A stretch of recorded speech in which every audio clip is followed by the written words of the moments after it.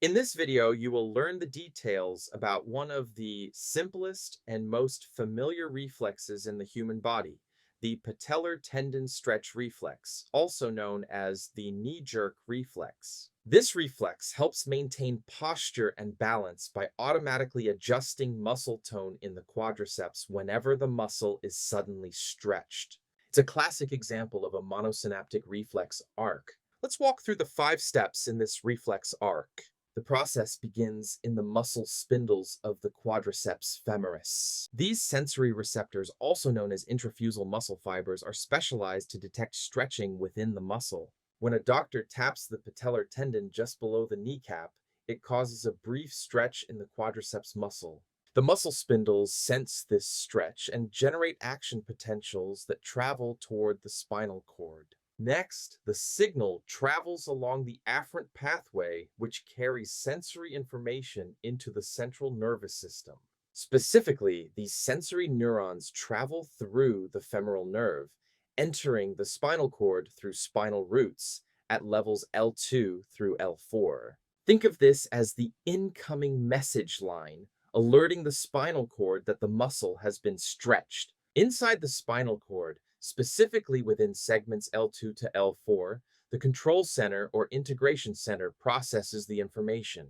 Here, the sensory neuron synapses directly with a motor neuron. No interneuron is involved. That's what makes it a monosynaptic reflex. This direct connection allows for an extremely rapid response, essential for maintaining posture and balance. Once the motor neuron is activated, action potentials travel back out of the spinal cord along the efferent fibers. These motor axons exit through the same spinal roots L2 to L4 and continue through the femoral nerve. This is the outgoing command, the message telling the muscle what to do. Finally, the signal reaches the effector, which is the quadriceps femoris muscle group. In response, the quadriceps contract, causing the lower leg to extend at the knee joint. This is the familiar knee jerk movement you see when the tendon is tapped. Although there are no interneurons involved in the basic reflex arc for a monosynaptic reflex, interneurons are involved in preventing activation of the antagonist muscles. As the motor neurons that stimulate the quadriceps are activated, inhibitory interneurons in the spinal cord are also activated. These interneurons prevent activation of the motor pathway going to the hamstrings. This ensures the antagonistic hamstring muscles are relaxed and don't resist knee extension.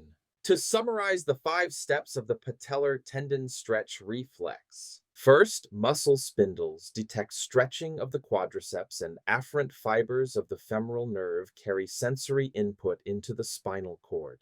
Then motor neurons in spinal cord segments L2 through L4 are activated to send commands out through the femoral nerve stimulating contraction of the quadriceps. That's the complete pathway of the patellar tendon stretch reflex, an example of how the nervous system uses simple, rapid communication loops to keep our posture stable and our reactions quick.